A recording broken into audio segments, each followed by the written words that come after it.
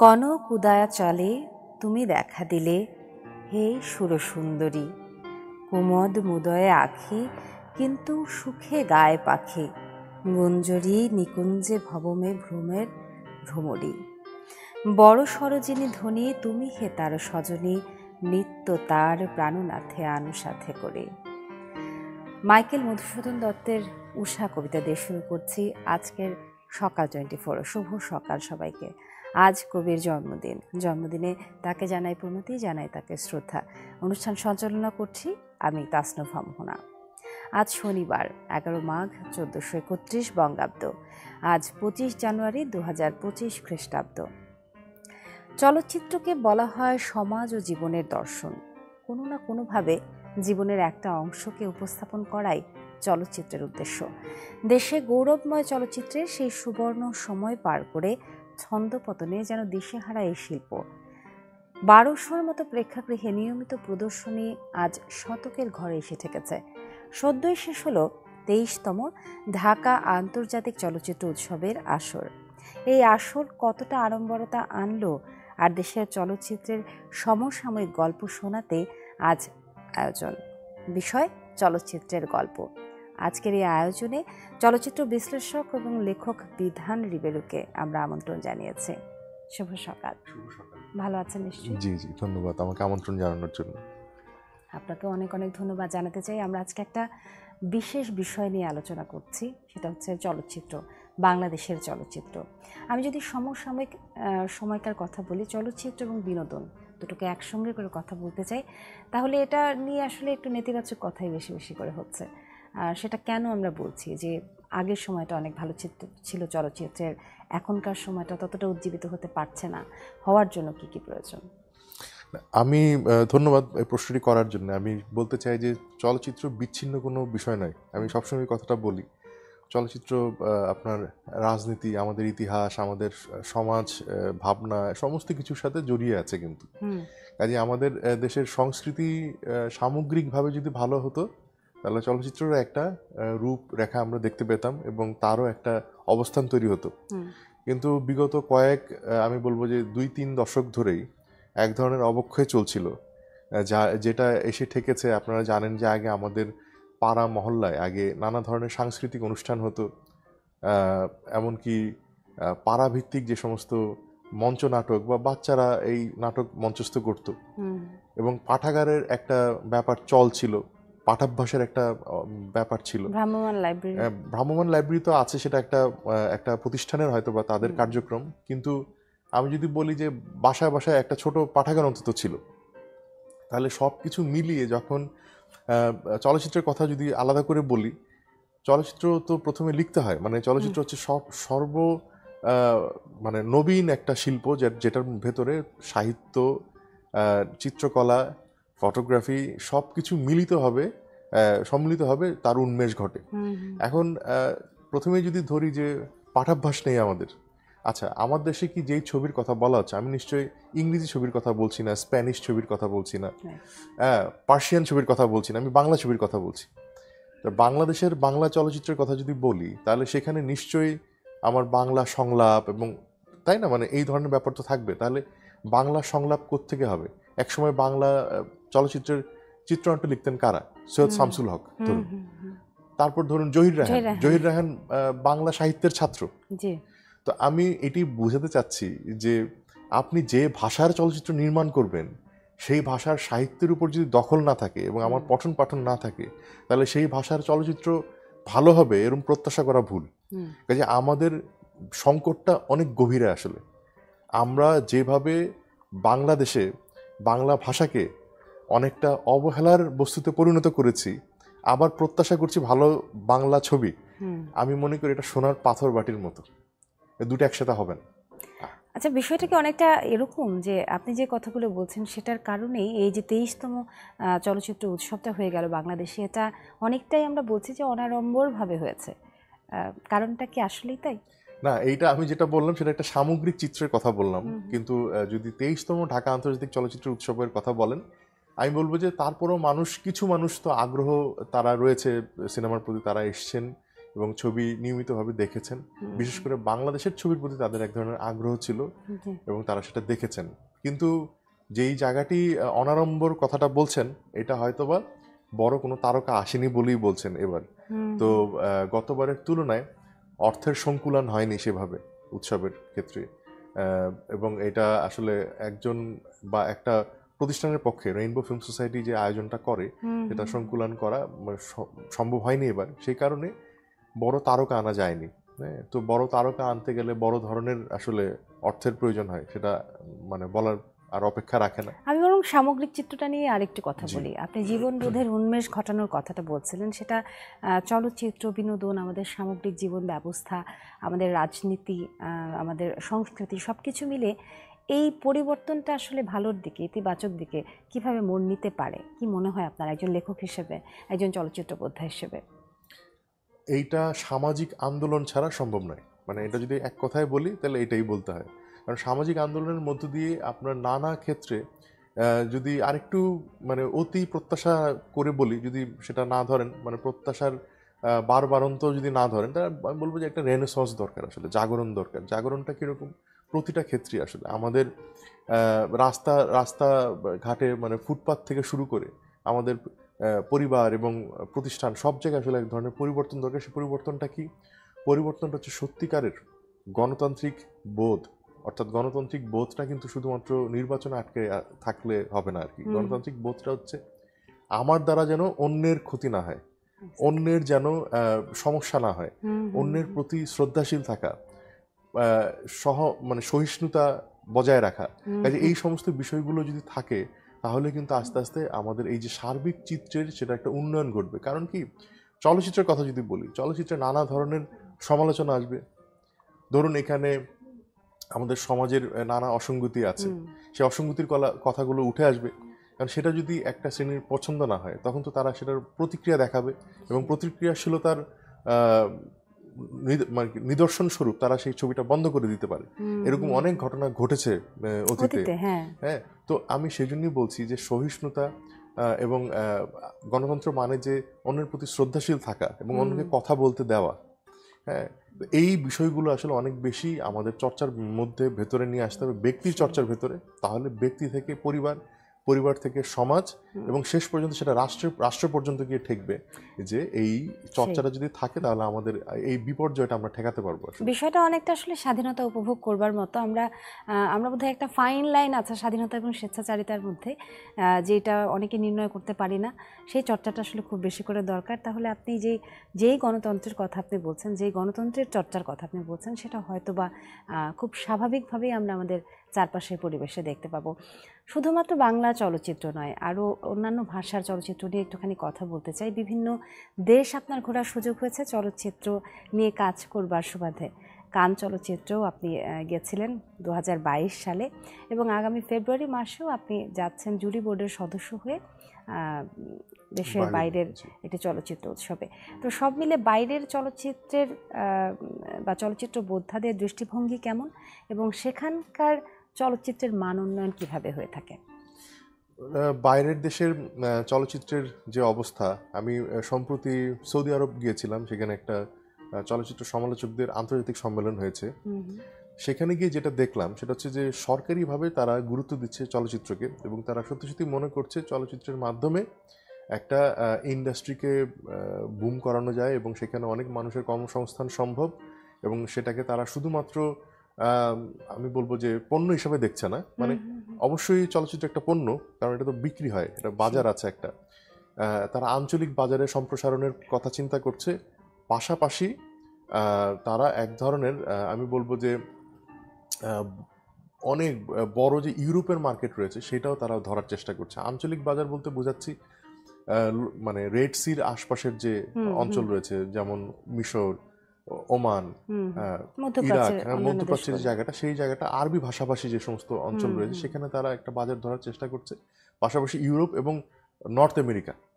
কাজে এটা উদাহরণ হিসাবে বলছে এই কারণে, ওদের সৌদি ফিল্ম কমিশন 2018 সালে শুরু হয়েছে, 2018 মাত্র, এবং এরই মধ্যে এদের অনেক বড় সাফল্য কিন্তু এসছে।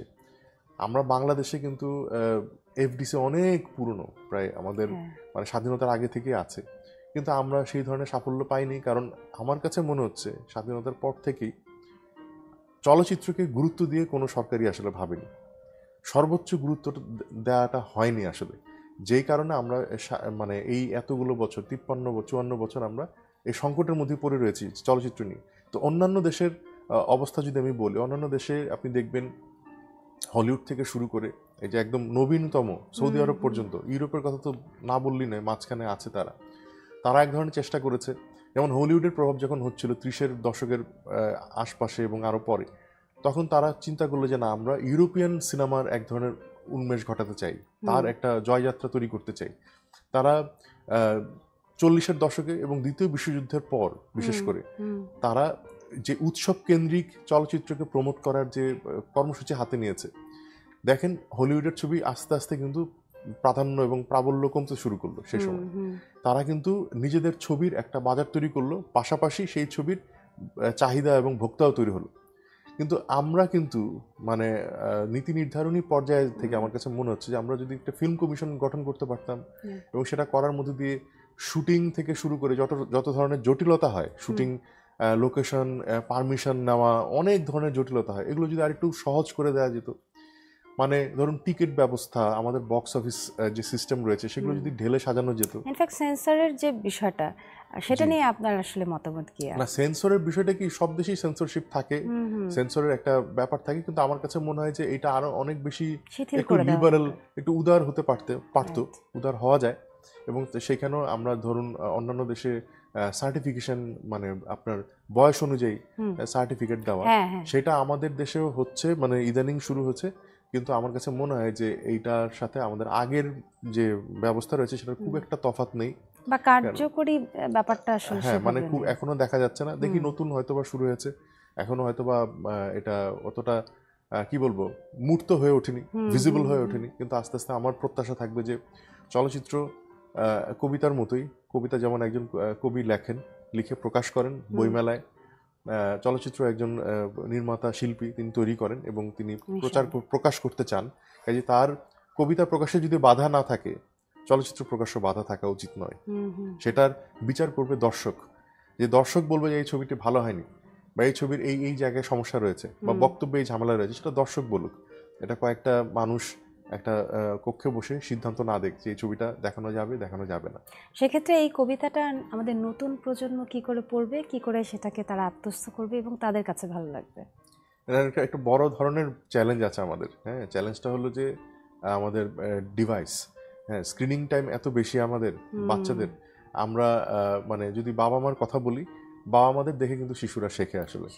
বাবা মা যদি বইপত্রর সামনে বেশি সময় কাটায়, তাহলে শিশুরা উৎসাহিত হবে। এটা হচ্ছে গিয়ে একদম সহজ সমাধান, মানে এইটার বাইরে আসলে কিছু বলার নেই। যে বাসায় পাঠাগার একটা থাকতে হবে, অন্তত 100টা বইয়ের একটা মানে সংগ্রহ থাকতে হবে, যেখান থেকে বাবা মা পড়বেন এবং যেটা দেখে শিশুরা বুঝবে যে না, বইটা পড়তে হয় স্ক্রিনিং টাইমের বাইরে, মোবাইলটা দেখার বাইরে। মানে আলটিমেটলি যে কোনো জায়গাতেই গুড প্র্যাকটিসের কোনো বিকল্প নেই। মানে একটা কথা বলে যে চ্যারিটি বিগিনস অ্যাট হোম। বাসায় যদি একটা যে চর্চা, যে সংস্কৃতি পেয়ে একটা শিশু বড় হবে, সে কিন্তু বড় হয়ে তার কর্মক্ষেত্রে সেটাই প্রতিফলন ঘটাবে। একদমই তাই। অবশ্যই চলচ্চিত্র নিয়ে আরও অনেক কিছু জানবার আছে আপনার কাছ থেকে। ছোট্ট একটা বিরতি নিয়ে এসে তারপরে আবার কথা বলছি। আজকে চলচ্চিত্র বিশ্লেষক এবং লেখক বিধান জিবেরও আছেন আমাদের সঙ্গে। আমরা কথা বলছিলাম বাংলাদেশীয় চলচ্চিত্র নিয়ে, চলচ্চিত্রের গল্প আজকে আমাদের বিষয়বস্তু। আজকে তাসনভা মোহনা আপনাদের সঙ্গে, সাথে থাকুন। সকাল 24 বিরতি নিয়ে ফিরছি। চলচ্চিত্রের গল্প শুনবো আজ সকাল সকাল 24-এ। আজ আমরা আমন্ত্রণ জানিয়েছি চলচ্চিত্র বিশ্লেষক এবং লেখক বিধান রিবেরোকে।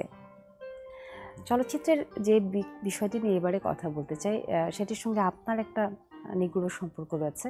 আগামী ফেব্রুয়ারি মাসে আপনি জার্মানির বার্লিনে যাচ্ছেন, সেটা একটা চলচ্চিত্র উৎসবের জুরি বোর্ডের সদস্য হয়ে।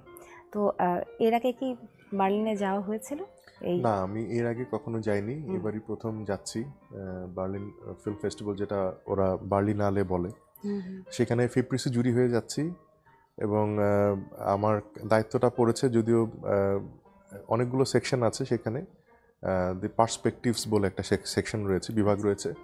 সেখানে একেবারেই নবীন চলচ্চিত্রকার যারা রয়েছে, যাদের অধিকাংশই ডেবু ফিল্ম এবং নিরীক্ষাধর্মী ছবি, যাদের মধ্যে এক ধরনের ভবিষ্যতে বড় হয়ে ওঠার একটা সম্ভাবনা রয়েছে, সেই ধরনের নির্মাতাদের ছবিগুলো জায়গা পেয়েছে।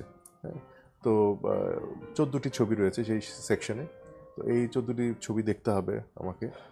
তো সব মিলিয়ে আমি খুবই আনন্দিত এবং এই ধরনের, আর এটা নিয়ে আমার তৃতীয় মানে দেশের বাইরে আন্তর্জাতিক চলচ্চিত্র উৎসবে যাওয়া। কানের পর আমি টিফে গিয়েছিলাম, টরন্টো ইন্টারন্যাশনাল ফিল্ম ফেস্টিভ্যাল, এবং এবার বার্লিনালেতে যাচ্ছি। তো আমার মনে হয় যে এটা একটা অন্য ধরনের অভিজ্ঞতা হয়।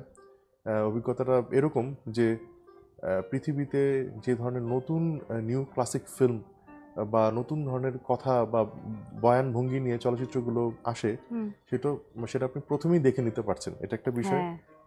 আর একটা বিষয় হচ্ছে যে এই যে বড় বড় ফিল্ম মেকার এবং তারা যারা আসলে এই কাল্ট ফিগার, তাদেরকে আপনি সামনে দেখতে পাচ্ছেন শুধু না, তাদের সাথে কথাও বলতে পারছেন। এটা আপনার এক ধরনের আপনার মত এবং দৃষ্টিভঙ্গি বিনিময় করা যায়। তো এইটা একটা বড় ধরনের আনন্দের জায়গা আসলে, যে নতুন কিছু শেখা বা জানতে পারার আনন্দটাই তো আলাদা। সেটা তো বটেই। মানে আরেকটা আমার যে জায়গাটা আমি উপভোগ করি সেটা হচ্ছে আমার চিন্তা আমি ঝালাই করে নিতে পারি এবং বিনিময় করতে পারি, চিন্তার আদান প্রদানটা হতে পারে। কাজে এটা আমার জন্য একটা সমমনা মানুষদের সঙ্গে, হ্যাঁ, সেটা একটা বিষয়। ভালোবাসার জায়গাটা যেহেতু চলচ্চিত্র, কাজে এটা নিয়ে আপনি 11 দিন টানা 11 দিন থাকবেন এবং সেটা নিয়ে ভাবছেন, কথা বলছেন, তো সেটা এক ধরনের আপনাকে আমি বলবো যে সুখবোধ তৈরি করে আর কি। নিঃসন্দেহে। আচ্ছা, বাংলাদেশের বিভিন্ন জেলাতে একটা সময় কিন্তু চলচ্চিত্র উৎসব হতো, জেলাভিত্তিক চলচ্চিত্র উৎসব হতো, সেটা এখন আমরা কেন করছি না? সেটা হচ্ছে একটু অনিয়মিতভাবে। যেমন বাংলাদেশ শিল্পকলা একাডেমি, ওনারা কিছুদিন আগেও করেছেন, আবারও করতে যাচ্ছেন। হ্যাঁ, এবং সেটা আপনারা হয়তো শীঘ্রই জানবেন, আমি মনে করি ওনারা জানাবেন হয়তোবা। কিন্তু এটা হবে শিল্পকলা একাডেমির, যেহেতু অনেকগুলো জায়গায় তাদের প্রতিটা জেলায় বলতে গেলে অডিটোরিয়াম মিলনায়তন রয়েছে। কারণ অনেক সংগঠন ভিত্তিক কিন্তু উদ্যোগটা ছিল একটা সময়, কিন্তু সেই উদ্যোগটা আসলে কমে গেছে। কারণ আপনি উত্তরটা দিতে গিয়ে কিন্তু বলছেন যে বিষয়টা অনিয়মিত হয়ে গেছে। সেটাকে কি নিয়মিত করা প্রয়োজন নয়? না, অবশ্যই প্রয়োজন। নানা কারণে হয়তোবা হয়ে ওঠে না। আর যেটা বলছিলাম যে সাংস্কৃতিকভাবে ধরুন জেলায় জেলায় যে ধরনের সংগঠক দরকার, সাংস্কৃতিক সংগঠক, সেই মানুষগুলো কোথায়? তারা তো নেই। এখন কোথায় গেছে? কেউ হয়তোবা দেশ ছেড়ে চলে গেছেন, কেউ হয়তোবা নিষ্ক্রিয় হয়ে পড়েছেন, কেউ হয়তোবা হতাশ হয়ে পড়েছেন। কিন্তু আমার কথা হলো যে হতাশ বা নিষ্ক্রিয় হওয়া যাবে না। এটা যতক্ষণ মানে প্রাণ আছে ততক্ষণ এই আশা জাগ্রত রাখতে হবে। হ্যাঁ, আমরা যতক্ষণ শ্বাস ততক্ষণ রাইট। মানে আমরা এই আশাবাদ জাগ্রত রেখে আমরা মনে করি যে এটা যতক্ষণ পর্যন্ত আমরা আমাদের এই বাংলা সংস্কৃতি এবং বাংলাদেশকে ভালোবাসছি, ততদিন পর্যন্ত আসলে বাংলা সংস্কৃতির অংশ হিসাবে নাটক, চলচ্চিত্র, যদি পাঠচক্র করা যায় বইপত্র নিয়ে, সেগুলো এই একটা সাংস্কৃতিক আবহ, সঙ্গীত অনুষ্ঠান, এগুলো আসলে জারি রাখতে হবে। যেমন যাত্রা অনুষ্ঠান হতো আগে, সেটা অনেক নাই বললেই চলে। আসলে এখন হচ্ছে, একটু একটু করে হচ্ছে, হয়তো খুবই কম। শিল্পকলার উদ্যোগে হচ্ছে। তো বাংলাদেশ শিল্পকলা একাডেমি তারা চেষ্টা করছেন এককভাবে, কিন্তু ব্যক্তির পর্যায় থেকেও কিন্তু আগে বিষয়গুলো হতো, কিন্তু এখন আর সেটা একটু কমে এসছে। তবে সর্বোপরি আসলে সাহিত্যের একটা নিবিড় সম্পর্ক রয়েছে চলচ্চিত্রের সাথে। সাহিত্যের উন্মেষ যত ঘটবে, সেই সঙ্গে আমার মনে হয় যে সমসাময়িক চলচ্চিত্রগুলো তত বেশি আপগ্রেডেড হবে। আরেকটা কথা জানতে ইচ্ছে করছে খুব, এই যে বলছিলেন যে ডেবু ফিল্ম পার্সপেক্টিভ নিয়ে আমি কথা বলবো, সেগুলো আমি দেখবো ফিল্মগুলো। তো এই যে নবীনদের ভাবনা উঠে আসছে, যেগুলো আপনারা দেখছেন, পার্থক্যটা বা গ্যাপটা আসলে কোথায়? বাংলাদেশের নবীনরা যেখানে ভাবছে, সেখানে আমরা আসলে আন্তর্জাতিকভাবে কোথায় পিছিয়ে আছি? না, যেমন ধরুন ঢাকা আন্তর্জাতিক চলচ্চিত্র উৎসবে কিন্তু বাংলাদেশ প্যানোরামা বলে যে সেকশন রয়েছে, সেখানে ইয়াং ট্যালেন্টদের শর্ট ফিল্ম দেখানো হয়। এই শর্ট ফিল্ম রয়েছে, সেই শর্ট ফিল্মগুলো কিন্তু খুবই প্রমিজিং, খুবই আশাবাদ ব্যক্ত করে। মানে এরা এক ধরনের আশা জাগা নিয়ে কাজ করে। কিন্তু পার্থক্য যেখানে হয় সেটা হচ্ছে যে ওই যে বললাম, কোথাও গিয়ে একটা মানে হারিয়ে যায়, মানে হয়েও আসলে হয়ে ওঠে না। ওই জায়গাটা আমার কাছে মনে হয় যে চলচ্চিত্রকে শুধুমাত্র চলচ্চিত্রের মাধ্যমে বুঝতে চাওয়ার যে প্রচেষ্টা, সেটা ভুল। চলচ্চিত্রকে আসলে বুঝতে চাইতে হবে, তার দৃষ্টিভঙ্গিটা একবার ছড়িয়ে দিতে হবে একদম। মানে অনেক দূর দিয়ে বুঝতে হবে, দর্শন, সাহিত্য, রাজনীতি সমাজনীতি, এই সমস্ত কিছু, ভূ রাজনীতি, এগুলো মিলিয়ে যদি আমি চলচ্চিত্রকে বুঝতে না চাই, তাহলে শেষ পর্যন্ত চলচ্চিত্র কিন্তু পথ হারায়। এবং আমি শুধুমাত্র একটা ভালো ফিল্ম বানাবো এইটা বলে আমি একটা খুব ভালো চকচকে ছবি দিয়ে, ভালো ক্যামেরা দিয়ে, ভালো এডিটিং করে, ভালো লাইট দিয়ে, ভালো কালার প্যালেট সিলেক্ট করে আমি করলাম, কিন্তু বক্তব্য যদি হারিয়ে যায় এবং সেটার মধ্যে যদি কোনো স্ট্রং মেসেজ ওইভাবে আমি ইমবেট করতে না পারি, তাহলে কিন্তু এটা খুব মানে শেষ পর্যন্ত কোথাও গিয়ে দাঁড়া হয় না। ওই জায়গাটা আমরা আসলে বারবার মানে একটু পিছিয়ে পড়ি। আমার মনে হয় যে বিনোদনের কথা বললেই তো বিষয়টাকে আমরা খুব হালকাভাবে নিয়ে নিচ্ছি, মনে হয় না জায়গাটা ততটাও হালকা, খুবই শক্তিশালী একটা মাধ্যম তো মানে ভাষা কিন্তু অনেক কিছু প্রকাশ করে। যেমন আমি জানি না অন্য দেশের ভাষায় এইভাবে বলে কিনা, আমাদের বাংলাদেশে কিন্তু বলে এই যে ও তো সিনেমায় নেমেছে, সিনেমায় আমরা নামি, মানে নেতিবাচক নামে আর কি মানুষ। তো এইটা মানে সমাজের ভাবনা বা চিন্তার জায়গাটা কিন্তু স্পষ্ট। সিনেমা মানে একটা খুব একটা নিচু জায়গা এবং সেখানে মানুষ নামে। তো আমরা যেদিন আসলে বলতে পারবো যে ও তো সিনেমায় উঠেছে, সেদিন থেকে আমার মনে হয় যে সামাজিক দৃষ্টিভঙ্গিটা পাল্টে গেছে বলে ধরে নেওয়া যাবে এবং আমাদের ছবি ভালো হবে। আমার কাছে অনেকটা বিষয়টা এরকম মনে হলো যে থাকে না যে অটিস্টিক শিশুদেরকে আমরা যেরকম বলি যে ডিসেবল বলা হতো আগে, সেটাকে পরবর্তীতে পরিবর্তন করে বলা হলো ডিফারেন্টলি এবল। তো আপনার এই লাইনটা আমার কাছে ঠিক ওরকমই লাগলো, সিনেমায় নেমেছে না, বলা উচিত সিনেমায় উঠেছে। তাহলে বোধহয় আমাদের যে চলচ্চিত্রের যে জায়গাটা আছে, যে নিয়ে আমরা বিভিন্ন দুর্বলতার জায়গাগুলোকে আমরা আইডেন্টিফাই করার চেষ্টা করছি, সেগুলো হয়তো তাড়াতাড়ি সেরে উঠবে এবং আলটিমেটলি আমাদের বাংলাদেশের যে স্ট্রাকচারটা যেভাবে আমরা এগোচ্ছি, সেই কোনোটা আসলে আমার মনে হয় যে আমি একটা ছোট্ট কথা মানে যোগ করতে চাই, সেটা হচ্ছে যে বাংলাদেশের চলচ্চিত্রের অঙ্গনে যদি উন্নতি করতে চাই আমরা, তাহলে একটা জিনিস অন্তত যদি করা যায়, সেটা হচ্ছে একটা ফিল্ম সেন্টার, চলচ্চিত্র কেন্দ্র যদি করা যায়, এবং সাথে সাথে চলচ্চিত্র কমিশন, ফিল্ম কমিশন, এই দুটো জিনিস যদি করা যায়, তাহলে আমরা ফেস্টিভ্যালগুলো রেগুলারলি করতে পারবো। যে কোনো ফেস্টিভ্যাল ওখানে করা যাবে এবং দেশ বিদেশের অনেক মানুষ আসবে, অনেক ছবি আসবে, আমরা একটা মিথস্ক্রিয়া হবে এবং আমরা ওখান থেকে একটা লার্নিং প্রসেস তৈরি হবে।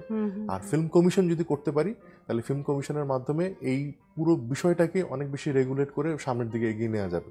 নিঃসন্দেহে আসলে বাংলাদেশে চলচ্চিত্র বিষয়ক অনেক ছোট ছোট সংগঠন অনেক হয়েছে, সংগঠনটা বিভিন্নভাবে কাজ করতে চাইছে। আপনিও কোনো একটা আইডিয়া দিলেন, আমার মনে হয় যে সম্মিলিতভাবে যে প্রচেষ্টাগুলো সবাই যার যার জায়গা থেকে করতে চাইছে, এটা তো শুধুমাত্র একটা ব্যবসায়িক পার্সপেক্টিভ থেকে দেখা নয়, আবার শুধুমাত্র সাহিত্যের নিদর্শন হিসেবে দেখলেও চলবে না। দুটোর একটা মেলবন্ধন ঘটিয়ে এমন কিছু একটা আনতে হবে যেটা আসলে আমাদের ভালো লাগাবে। না, ফিল্ম কিন্তু আর্ট, আর্টের বাংলাও শিল্প, আবার ইন্ডাস্ট্রিও, মানে সেই অর্থ শিল্প। এই যে দুই শিল্প, এই দুই শিল্পকে মাথায় নিয়ে এইটা নিয়ে কাজ করতে হবে চলচ্চিত্রকে নিয়ে। খুব ভালো বলেছেন। আপনি বার্লিনে যাবেন, সেখানে গিয়ে নতুন নতুন বিষয় জানবেন। আজকে আপনার কাছ থেকেও আমরা এই যতটুকু সময় পেলাম অনেক নতুন নতুন বিষয়গুলো জানতে পারলাম। বিধানদা অনেক অনেক ধন্যবাদ আমন্ত্রিত হয়ে আসবার জন্য। চলচ্চিত্র নিয়ে অনেক কিছু জানা হলো, সত্যি খুব ভালো থাকবেন আপনি। ধন্যবাদ। এই ছিল আজকের আয়োজন, এই ছিল আমাদের চলচ্চিত্রের গল্প। নিশ্চয়ই ভালো লেগেছে আপনাদের, তেমনটাই আমাদের প্রত্যাশা। চলচ্চিত্র বিশ্লেষক এবং লেখক বিধান রিবরের সঙ্গে চলচ্চিত্র নিয়ে কথা হচ্ছিল। ভালো থাকবেন সবাই, অন্য কোনো সকালে দেখা হবে। যাবার আগে জানিয়ে দিচ্ছি শুভ সকাল আরও একবার।